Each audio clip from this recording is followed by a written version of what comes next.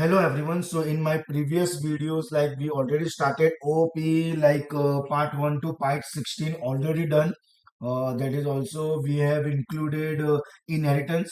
No, so now today in this video we will talk about some possibilities because now we know inheritance also base class, derived class. So one question like I am writing here also, uh, what if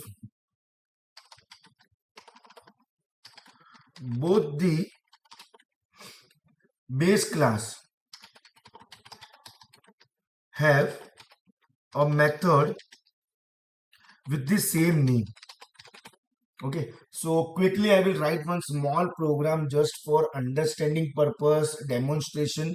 For example, if I write class p1, okay, that is actually my first parent class, and I have one display function with this self as a default parameter, and I am writing print, and I am in p1 class. Okay, and then quickly I will write one more base class. So just copy paste and we will do some minor modification only. Okay, it will be p2.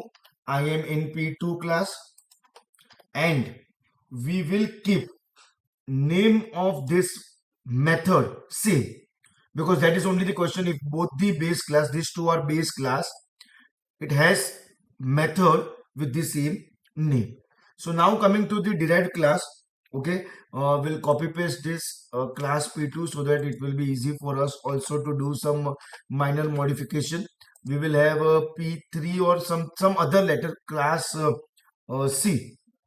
Okay, and it is inherited from, for example, p1 comma p2. That is one thing.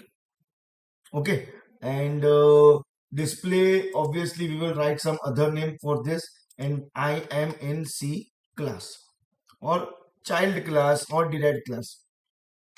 Control S, and now using derived class we will create one object c1 equal to c and function. That means we have created one simple function. Okay, so now if I write c1 dot display 2, that means I am calling c1 dot display 2. So first we will check what output we are getting for this. Okay, I am in child class, it will execute this. Okay, fine. But what if I write c1 dot display, it will call which display function? Now here it comes the important part. So control S and F1. I am in P1 class.